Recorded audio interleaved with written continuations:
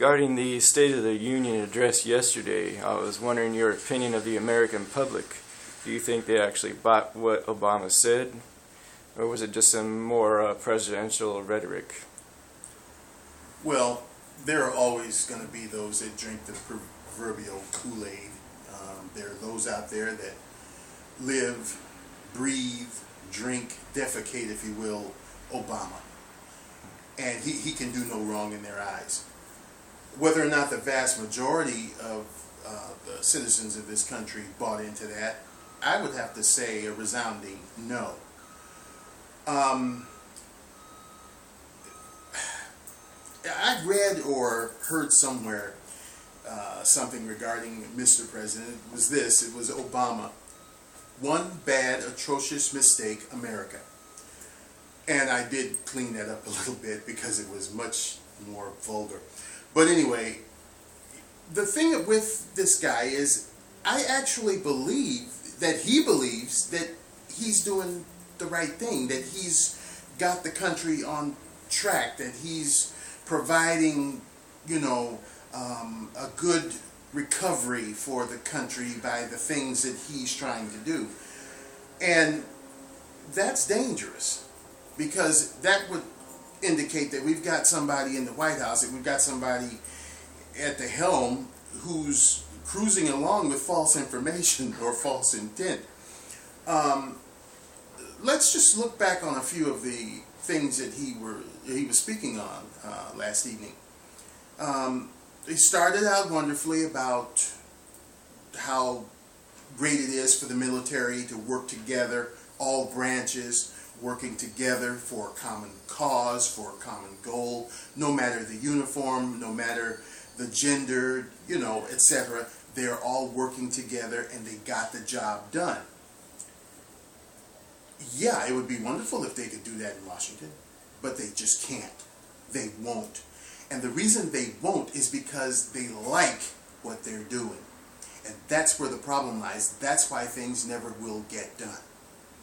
Okay, as far as Detroit being back, and he boasted about when he took office, Detroit was in a shambles. Detroit's been in a shambles as far as our automotive industry since the late 60s. Let me, reiterate that. And then the 70s, when the oil crunch came and everybody was scrambling around for gas and you had to go on certain days, and then Detroit started downsizing the cars. Detroit's been on a yo-yo for quite a long time, so I don't know how he's patting himself on the back so much about that. And the automotive industry probably would call him on certain things because he kind of screwed them over a little bit too. So, Mr. President, I don't know that, you can pat your back without breaking your arm, so to speak. Anyway, I was out the other day. I had some runs to make, and I decided to use public transportation, try to do the green thing. And I was just looking at cars going up and down the street, and I was clocking them. And the funny thing about it, if you took 10 cars, you can best bet that 9 of them were foreign. Only 1 was domestic. And we're back. He was talking about last evening Ford and General Motors and how well they're doing and what they're doing. If you notice, he didn't mention Chrysler, because Chrysler is owned by Fiat. So this Detroit being back thing, how profound is it? You take a look at telly when you see commercials for automobiles. Again, 9-1, you got foreign cars being advertised. And then he boasted that within a few months or sometime this year, 2012, that there were going to be so many cars sold in other countries that are American made. Okay, fine. And to a smaller part, that's wonderful, Mr. President, but it's still unbalanced. They're getting 30% of our stuff, we're getting 70% of theirs. We're inundated with stuff that's made in other countries, specifically China. How much more so can you say that these foreign countries are being inundated with our products? They're not. So that's blown out of the water. Then there's the talk between all candidates, be it the Republican or the Democrat that's the incumbent, about the middle class and taxation of the rich and all this, but the middle class and the rich, the middle class, the rich. Aren't we forgetting someone? Politicians? What about the millions of people that are on the streets? So many so that they can't even adequately or correctly be counted. I looked up online today just to get a tally of how many homeless people are out there. They're throwing around figures like anywhere from 650,000 to 1.5 million. And this is only because they're counting heads as they go into shelters or some kind of halfway house where they actually keep numbers. What about the ones that are living in the gutters? What about the ones that are living in the back alleys, behind the neighborhood grocery stores, under freeway bridges and such, who can't be counted? You can't actually count them because someone would have to actually go around looking for them and counting heads. What about those people that have been swept under the rug, that have been forgotten, that are not even worth a mention from you political moguls? Do they not need houses? Do they not need jobs? Do they not need food? Do their kids not need to go to college? And let's reiterate, do they not need houses? To get rid of the title, homeless. Who speaks for them? And the more you talk about your precious middle class and not provide to keep that going, the more you push the middle class into the invisible class that you don't want to talk about. Do you realize that this has become a stain upon the face of this nation? And you're talking about anybody who thinks that America is not doing a good job, or a big draw in the world, doesn't know what you're talking about. I talk to political leaders all the time. Yeah, you talk to political leaders. They're just as full of hot air as you are. And they'll say anything to suck up to you because, yeah, in some cases America is still looked upon as a great nation. And, for all intents and purposes it is. But the star is tarnished with this stain. As Fred Sanford would say, yeah, y'all dummies made this stain on America, and even Ajax can't get that stain out. It's just a big, ugly stain that you dummies created. And somebody will go there and give you 5 across your thick lips. You big dummies.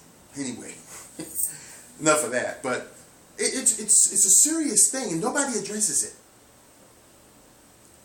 Mr. President, you do not have your finger on the pulse of America. You're living in some dream world where everything is Pop-Tarts and sugar and spice and fruit roll-ups. You got some rotten food in the refrigerator, bruh, and it's stinking. Okay? You would bode well to, when you're getting out there pressing the flesh, go press some of the flesh in Skid Row. That's where it's at. Go down there and look at the homeless shelters and find out how many of your possible constituents are on the streets, hungry. That's America too. And it's not a good part of America. Not only you, Mr. Obama, but your Republican counterparts who are fighting and bickering and saying what a bad job you're doing, they probably can't do any better. All of you need to get out there in the real world. You made mention about how we're doing on the borders, that there are not so many illegal immigrants coming over the borders. They're already here. Most of them are already here. It's just like a submarine. When it gets hit, it's sinking, and the crew and the executive crew, the captains and the admirals and everything, we're sinking. Well, after the damn thing hits bottom, you can't say it's sinking anymore because it's bottomed out. There's so many of them over here, there's probably not that many left to come over the border. Did you think about that? Or are you just spewing more rhetoric to make yourself look good so that you can get a second term? And for those of you who want a first term, are you just spewing this stuff so that you can try to get in there to do what Obama's already doing, and that's being president? You also spoke of jobs for the military. And I glory in your spunk. You want to appreciate what they've done. Every American needs to be proud of what our military has done. But you act as though when they come home they're going to be jobless. No, they're not. I spoke of this before too. They already have jobs. It's just that they need to be deployed in a different nation. You know that nation that flies the stars and stripes called America? Yeah, buddy. Put them to work doing what they are expert at, and that's protecting our country. The Border Patrol needs help. Every time you look on the news, somebody's getting shot, but whether it be a gang-related shooting or just some person's gone off his nut and just starts blowing people away. These people are trained. The military is trained in warfare. And that's what crime is. It's a type of war. So they already have jobs, Mr. President. Just deploy them in their hometowns doing different things. The police force doesn't need to hire them. They need to just bring them aboard and help clean up our neighborhoods so that people can walk the streets at night. Funny thing, I'll just bring this in. Our police chief and our mayor were just boasting about how the crime rate has gone down. Before that piece could get off the news, they were talking about somebody had gotten killed in a drive-by. It makes no sense. It's crazy. Put the military to work here. We could clean up the streets. We could clean up and tighten up those borders. They have jobs. They just need to do them in a different place now. You bring them home from Iraq. You put them to work on the border along Mexico. A lot of them come from right here in California, Camp Pendleton, San Diego way. How wonderful would it be for dad or mom to come home every night and be with the family because they've been deployed right here in this state, than to be halfway around the world on a tour of duty of 6 months or 8 months or 15 months or whatever it is they do. Think about it, Mr. President. You talk about college. Yeah, we got kids graduating from college right now. They get out of the college line and they're right into the unemployment line. But you espouse your wonderful things. You just pass it, put that past my desk and I'll sign it. It takes two to tango, Mr. President and aspiring politicians. You need to go back to what you said at the beginning and at the end of your address. Go back to getting together. When you strap on that uniform, hidden agendas, personal agendas go out the window. It's about getting the job done. You got a nation full of hungry, homeless, jobless people that have lost hope. When they look at the old stars and stripes, Old Glory, they feel nothing. When they hear the national anthem, the chill doesn't go up their spine, they get a lump in the stomach. It's time for you guys to stop playing games. I've said this before on other videos. Stop playing games. Nobody's clamoring to buy American products because America isn't producing products. If a product has an American name on it, best better believe it's made in China. Or Iraq, a Republic of China. So I think you need to clean up your act, politicians. I've said this before. I'm saying it till I get blue in the face. Stop jerking people's chains. Stop living in your dream world. Just come clean. We're living it. See, you're over there in the White House. You don't see, or perchance maybe don't even care. Your bread is made. Your table is set. But as you sit down and eat your gourmet meal that you don't even cook yourself. You've got a team of cooks, chefs to prepare your food. You don't lift a finger. I wonder even if you dress yourself, or do you have valets come in and dress you and Michelle and your kids? You don't live in the real world. You don't drive. When was the last time you drove a car? Every time I look around, you're jumping in a limousine. When's the last time you had to go to the airport and get, body scanned and stuff and get on a plane and wait 2 or 3 hours? No, you come bouncing down the stairs of your helicopter and then you bounce up the stairs to the Air Force One and off you go. You're living a rock star life. What were you doing last night when you came out of the venue where you gave your speech? You were signing autographs. Mr. Rockstar. Again, I say we need somebody in there, and I don't know where we're going to get them. I really don't. But we need somebody to go to Washington and say, look, the country is in deep trouble. We got to do something about this. I don't want to fight with you, and I know that there are those out there that will probably look at me in this video and say, oh, this guy's whack, this guy, he's a dork, he's stupid, because I like it when they get in there and, they rock 'em, sock 'em. Some people just love confrontation. Some people love, oh yeah, Mitt Romney he kicked ass, Obama he kicked ass, oh yeah, hey, you just knock him out the box, Rick. But when the deal goes down, when the dust settles, you people that might be saying that, are you better off just because you saw somebody mix it up at the debate? Are you that much better off because you saw somebody mudsling a little bit during the public State of the Union address? This is not Nintendo, people. This is not the ultimate cage fighter match. We're talking about life in a country where people are living, if they're fortunate enough, from paycheck to paycheck, where there's always too much month left at the end of the money, where we're just a tick or two, a paycheck or a loss of a paycheck away from being in the streets and being one of those invisible people that you refuse to talk about. That's where it's at. Not who can go in there and mix it up and who gets one-upsmanship on the other one. We need help. And we need it now. The Indiana, I'm getting really keyed up here, and I said I wouldn't do this.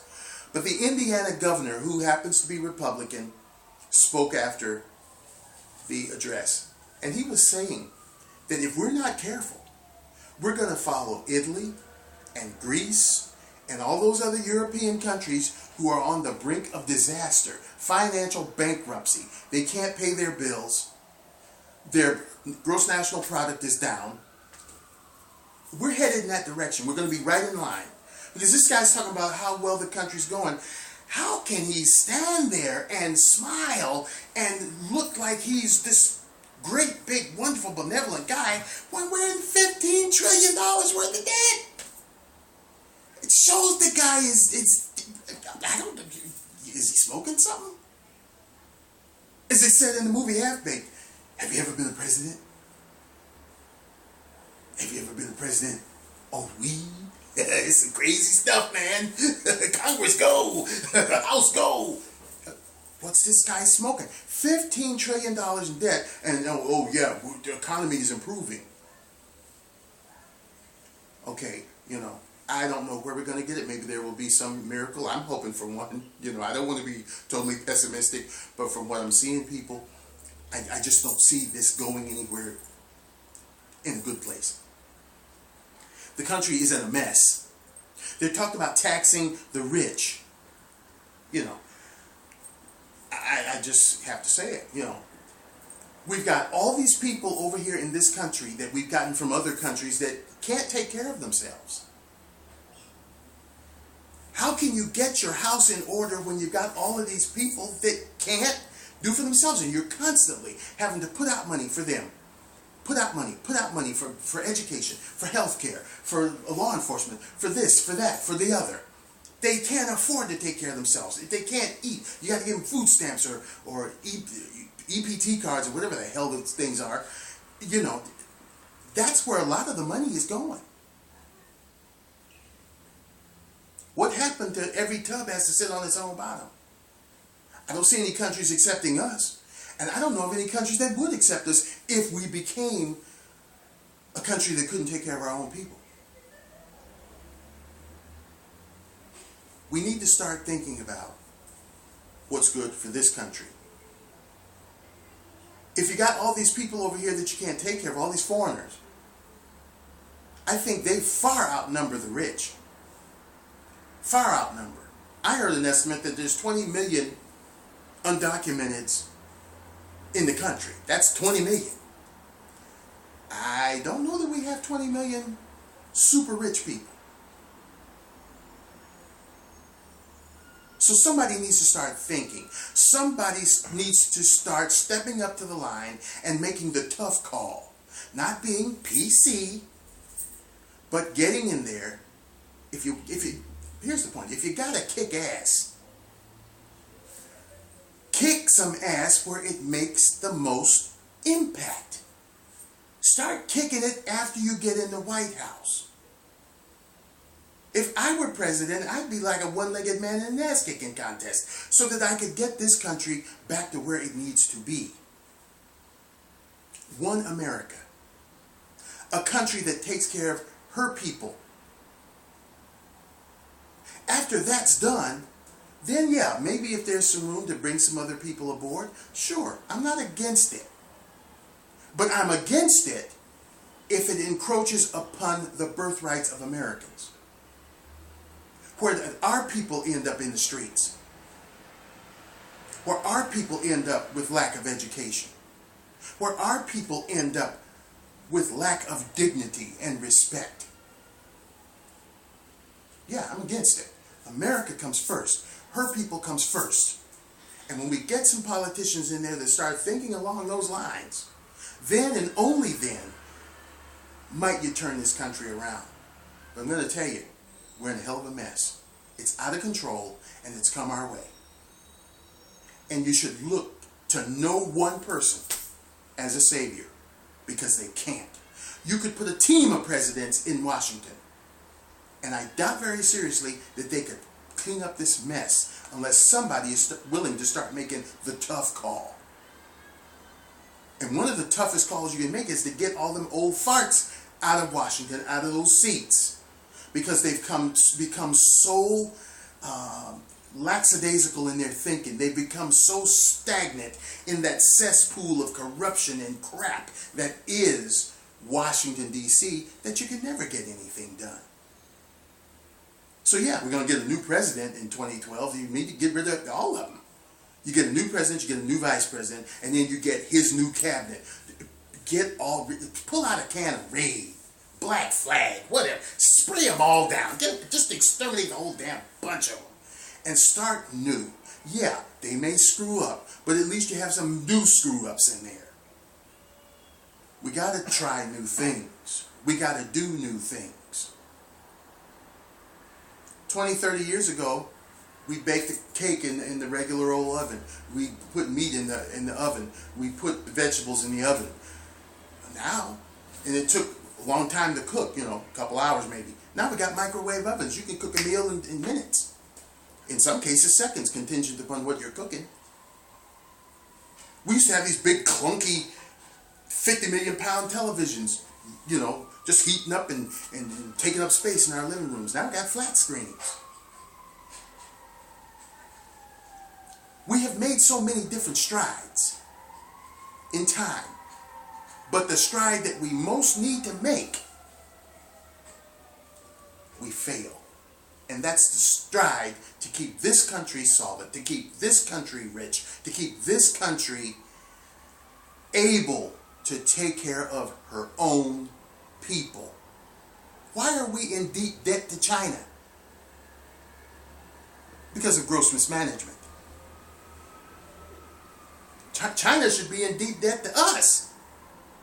I mean, it wasn't that long ago before everything you picked up was made in Japan. Now China's taking over the reins. We bought a Japanese television that was made in Japan, made in China. This is crazy. We need politicians who are going to go in there and do what we need to have done. Not to smile, not to profile, not to spin it the way they want it to be, because we know better. Those people in Washington, they've lost touch. They've lost touch with who they claim are their constituents. All of them, big money. They can get stocks and bonds, and they can do the pork bellies, and they can do this and still get as much graft as they can by being in the office if they can. Nobody cares. Nobody cares. They just care about what they can get. And then they go over there with their briefcases and their big suits, and they go over there and they fight and they bicker, and we can't get anything done because that guy in the White House, he's no good, and the guy in the White House, I can't get anything done because those people over there in the Senate, they're terrible. And nobody gets anything done. That's why you got people like the 99%ers out there.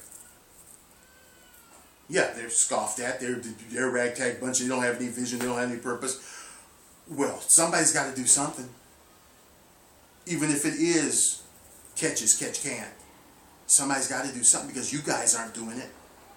So again, I would implore the American people to not drink the Kool-Aid, but to look at these, 4, 5, 6 of them that are running for president, and the one that wants to keep his job as president. Look at them very carefully. We have no other choice. We got to put one of them back in there, or one back in there, or a new one in there.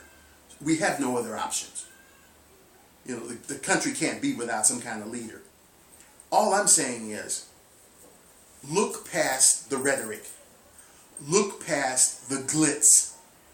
Look past the damn lies that they're telling, which is hard to do. And to the extent possible, try to pick the best goofball you can to be in there. You put all of them in a bag and shake that bag up and then turn it over. I couldn't tell you which one would fall out first. I don't have any faith in any of them. But since we got to have one,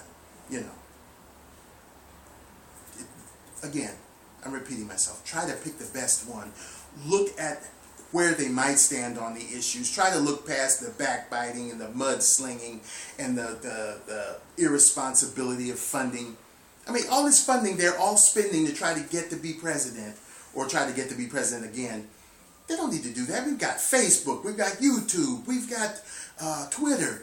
Put their stuff out there. They don't need to spend all that money on that. They could spend that money trying to create some jobs. They could create some put that money into bringing some of the people off the streets. Why are you spending billions of dollars trying to get to be a president when we got all this free media roaming around? They're not thinking. They don't have to think. That's the way some people with money are. The more they have, the less considerate they are. They just say, well, I'm going to do this because I want to get back in there. So I'm going to have my cabinet do this, and I'm going to appoint my cabinet to do that. Where were you 2 years ago when the Senate was basically almost entirely Democrat? Why in the hell didn't you get something done then? Because you were too busy working on your Obamacare, which is a lame duck. So now you're about to maybe be ousted. Oh, well, I'm going to get my cabinet to do this, and I'm appointing my cabinet to make this kind of research group to make regulations. I'm going to do this, I'm going to do that. Yeah, when you're about to go out the door, if somebody doesn't elect you again, whatever happened to that saying, you don't call the fire department after the damn house burns down, you call it at the first sign of smoke. Where were you? And you better wake up and smell the coffee, pal, because that picture you painted last night,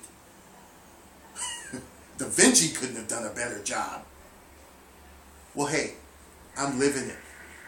I live right here in the middle of Los Angeles. I don't see your America, pal. I don't see yours. because I'm too busy looking at mine. And it ain't a pretty sight. So somebody, please, to the extent possible, go to Washington and try to make a difference. Mitt Romney, good guy. You know, built up his business, created jobs. You know, why don't you people try to get together? Newt Gingrich, Speaker of the House for umpteen million years, has a, pretty good knowledge of politics, has some good ideas. Ron Paul, good ideas. Santorum, good ideas. Even you, Obama, you got some good ideas. Why can't you people work together? Why do you always have to be against each other? Okay, back when the system was good and we had plenty of jobs and we were making everything for ourselves, and as you touched on last night, when the boys came home from World War II, they built this and we were making everything. It was one America. The foreigners that we did have coming over here, they didn't come over here with their hand out. They came over here rolling up their sleeves to help build America. It's a different set of foreigners you got over here now. They come over here with their hand out saying, gimme. We built the Hoover Dam. We built the Golden Gate Bridge. Yeah, there were foreigners over here working shoulder to shoulder with Americans to get the damn job done. We don't have that today. So wake up and smell the disaster that you're about to commit here. Now, if you get back in there as president, I hope you do a hell of a lot better than you did your first 4 years. And to the rest of you Republican candidates, if you happen to be lucky enough to get in there, don't go in there talking about what Obama didn't do. That's dead. That's beating a dead horse. I mean, it's dead as a corpse. Go in there with the attitude that this country and her people need help, and I'm going to do the best I can to facilitate that. You can't miss that you never had. Again, American citizens, please, don't be taken in.